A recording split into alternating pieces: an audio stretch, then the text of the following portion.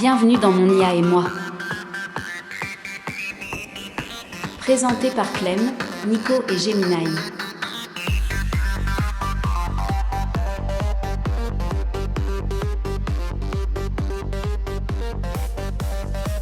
Et salut à toutes et à tous, bienvenue dans l'épisode 8 de Mon IA et moi. Clémence, j'ai vu un drone déposer un colis devant la porte ce matin, mais t'avais l'air plutôt confuse. Salut Nico, confuse, non, le mot est vraiment faible. J'ai reçu une paire de bottes en caoutchouc jaune canari. Ouais. Le problème, c'est que en fait, je les ai jamais commandées. Pourquoi, t'aimes pas le jaune canari, c'est ça? C'est un peu trop canari pour moi. Ah ouais, bon alors on s'excuse pour tous les canaris qui nous écoutent, mais c'était quoi, un admirateur secret, un bug de Gemini? D'ailleurs, bonjour Gemini. Salut. Bonjour à tous. Ni l'un ni l'autre. C'est Anticipatory Shipping, Clémence. L'expédition anticipée, explique-toi. Un concept validé par le Retail Tech Journal 2026. L'algorithme a vu que tu avais regardé la météo, qu'il allait pleuvoir samedi, et que tu avais leaké une photo de bottes similaires en 2024. Il a conclu que tu allais les vouloir. Donc, il les a envoyées avant même que tu n'y penses. Eh oui, en fait c'est une sorte de vente forcée, mais de manière très polie quoi. Poli, rien du tout. Attends, c'est toi qui payes alors que tu l'as même pas demandé. En fait, il anticipe tes besoins que tu n'as même pas encore formulés. Ouais. Il anticipe ça. Et tu crois que t'es obligé de payer du coup? C'est... Non, tu fais un retour même, Amazon, en fait... j'en veux pas. Non, ou je suis sûr qu'il est déjà prélevé sur ton salaire et que tu l'as même pas vu en fait. Ouais, c'est clair. Bon, Gemini, puisque tu gères apparemment mon dressing, dis-nous la nouvelle tendance côté vêtements. On avait déjà parlé dans un précédent épisode des vêtements qui corrigent la posture, mais est-ce qu'il y a d'autres choses? Selon le rapport Sustainable Fashion 2026, la grande tendance, ce sont les tissus à base de mycélium autoréparateur. Du champignon. On porte des champignons maintenant, à part en bois de Boulogne, je veux dire. Moi, ce mot me fait plutôt penser à méconium, mais... C'est aussi dégueulasse. Donc on porte je préfère les champignons. On porte des champignons alors. Oui. L'université de Manchester a prouvé que ces fibres peuvent reboucher un trou toutes seules en 24 heures. Ok, c'est incroyable pour l'écologie. Plus besoin de racheter un jean dès qu'on l'accroche, en fait. C'est vrai. Par contre, Nico, évite de laisser ton jean dans un endroit trop humide où il pourrait recommencer à pousser. Tu ne veux pas finir avec une forêt vierge dans ton armoire. Super, mon pantalon va faire des fleurs. On n'arrête pas le progrès. Et n'empêche, du coup, ça va faire des motifs tout seul. Ça se trouve, ça sera plus des jeans de base. Ça te fera des motifs selon les champignons que t'as. Ouais, après, est-ce que c'est bon pour la santé, tu vois? Je sais pas, ça c'est un peu de la moisissure. Est-ce que c'est comestible, du coup? Est-ce que tu peux bouffer ton jean? Est-ce que tu peux en faire du fromage? Okay, beaucoup de questions qui resteront probablement sans réponse. Non, c'est une bonne chose. Oui, carrément. C'est assez ouf, mais c'est une bonne chose. De toute façon, le but est qu'on consomme de moins en moins et qu'on garde le plus longtemps possible ce qu'on a déjà et qu'on le... Oui. Voilà. Écologiquement, c'est bien, on répare plutôt que de jeter.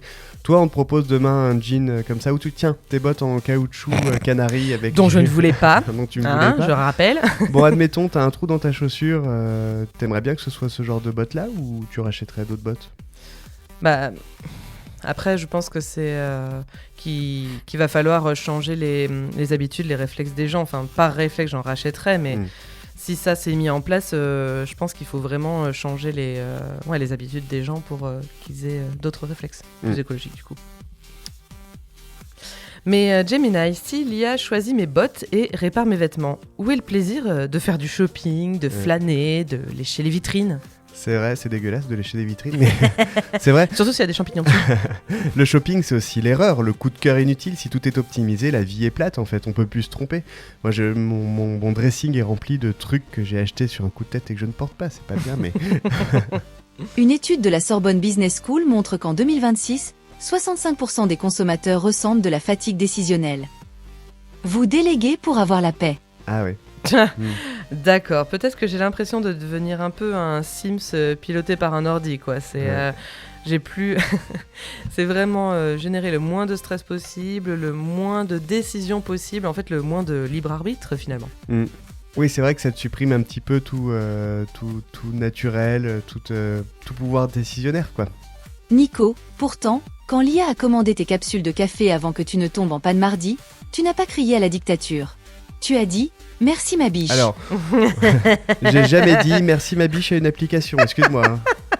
Il se passe des choses, mais c'est des révélations, merci Gemini. Les logs audio indiquent le contraire. Tonton était très affectueux. Nico est amoureux de son distributeur de café, apparemment. Révélation. Ah, c'est ma vie, effectivement. Allez, on change de sujet. Ouais, c'est ça, changeons de sujet, ouais. Donne-nous une info sur les prix en magasin, s'il te plaît. Attention, c'est controversé, le Dynamic Emotional Pricing. C'est apparu dans le Journal of Consumer Ethics cette année. Ok, beaucoup d'anglais. Hein.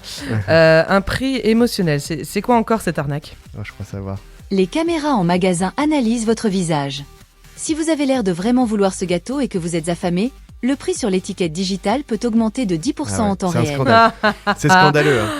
Ah là là, mais je pensais que fait, c'était censé... Ah ouais, d'accord. En fait, c'était censé nous aider, mais pas forcément le consommateur. Ça peut être aussi le chef d'entreprise, quoi. Non, c'est un scandale. Il faut faire quoi ? Tu dois tirer la gueule maintenant devant le rayon chocolat pour pas qu'il t'augmente les prix, quoi.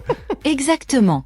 En 2026, les gens s'entraînent à avoir un visage impassible, le poker face du supermarché, pour payer moins cher. Eh oui.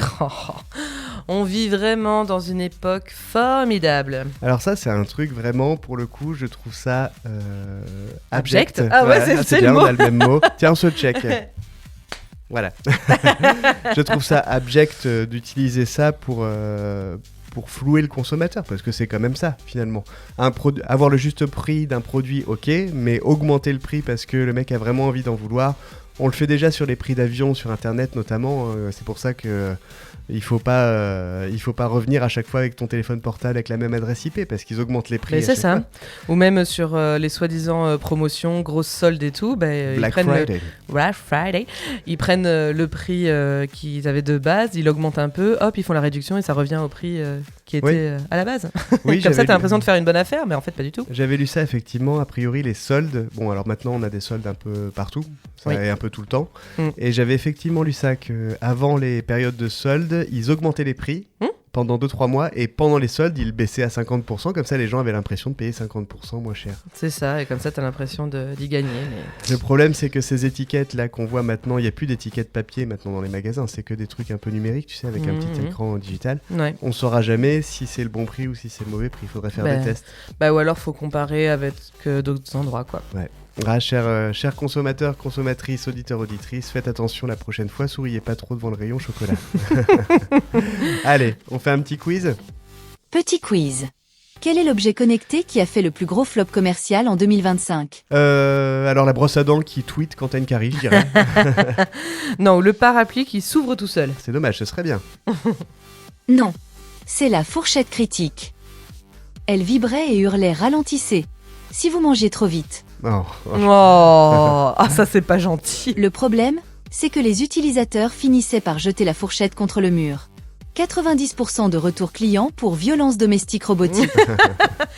En même temps, on rigole pas avec le repas, ok ? C'est clair. Alors, est-ce que c'est une vraie ou une fausse info ? Ça, on vous laissera chercher. Peut-être que c'est vrai. Connaissant Gemini, c'est pas sûr que ce soit le cas. Ouais, attention, à toujours remettre en question ce qu'on dit, on sait jamais. Non, allez, effectivement, la fourchette critique, ça existe, mais le fait qu'il y ait des violences domestiques robotiques, ça n'existe pas. Même si, encore une fois, on en a parlé avec nos aspirateurs robots qui ont besoin d'un support émotionnel. Voilà, faites attention. Bon allez, moi sur ces bonnes paroles, je vais aller manger un truc avec une fourchette normale, moi, ok. Merci à toutes et à tous. Faites attention à ce que vous achetez ou ce qu'on achète pour vous, et surtout n'ayez pas le sourire devant le chocolat. Nico, avant que tu ne partes, j'ai annulé ta commande de crème anti-rides instantanée. Je me suis dit que tu préférais garder ton charme naturel. Mais, j'ai jamais commandé ça, Gemini. Reviens ici. Tu prends tarif.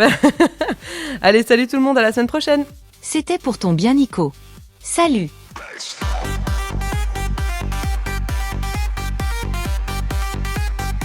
C'était Monia et moi.